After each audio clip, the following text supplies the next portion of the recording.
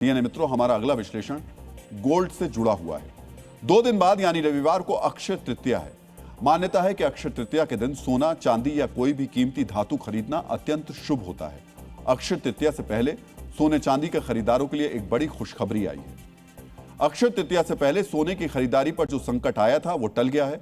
सरकार की तरफ से हरी झंडी मिलने के बाद अब सोना खरीदने में लोगों को कोई दिक्कत नहीं होगी। लेकिन सबसे पहले आपको जानना चाहिए कि यह संकट था क्या।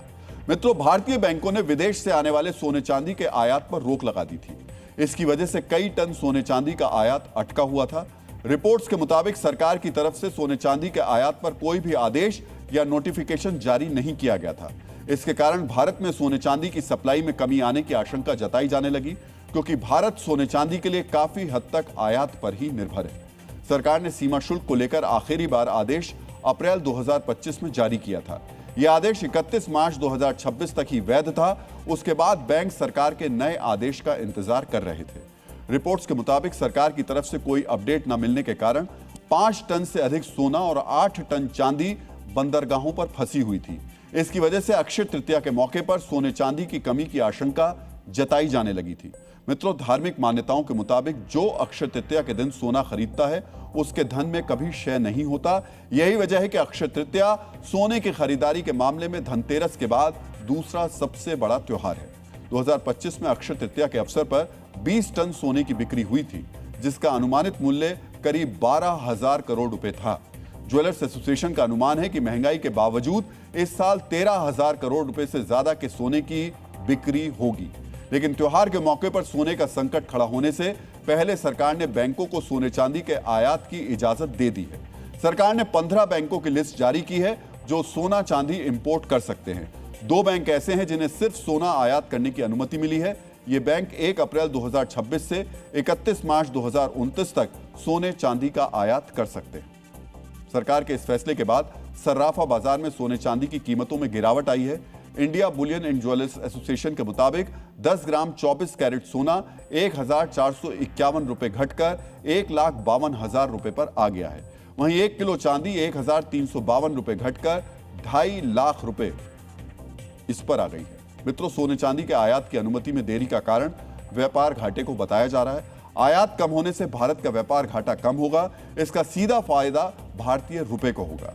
लेकिन अक्षय तृतीया के महत्व को देखते हुए सरकार को 17 दिन बाद ही सही, लेकिन आयात की मंजूरी देनी पड़ी। आपको भारत में सोने के व्यापार के बारे में भी जानना चाहिए। मित्रों, चीन के बाद भारत में सोने की खपत सबसे ज्यादा है। वाणिज्य मंत्रालय के अनुसार 2025-26 में भारत ने रिकॉर्ड 72 अरब डॉलर यानी लगभग 6.5 लाख करोड़ रुपए के सोने का आयात किया। एक साल पहले की तुलना में भारत ने आयात पर 24% ज्यादा खर्च किया। 3 साल पहले की तुलना में भारत के द्वारा सोने के आयात पर किए जाने वाला खर्च 2 गुना हो गया। 2022-23 में भारत ने 35 अरब डॉलर के सोने का आयात किया था।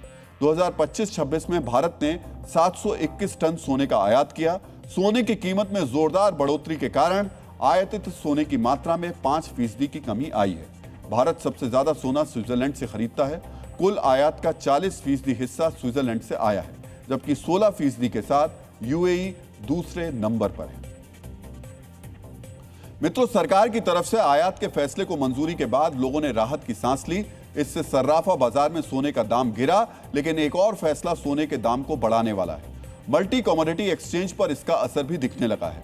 कल सर्राफा बाजार में भी ये दिखाई दे सकता है। मित्रों, ये खबर ईरान युद्ध से आई है। आज ईरान ने हॉर्मुज स्ट्रेट की नाकेबंदी वापस ले ली।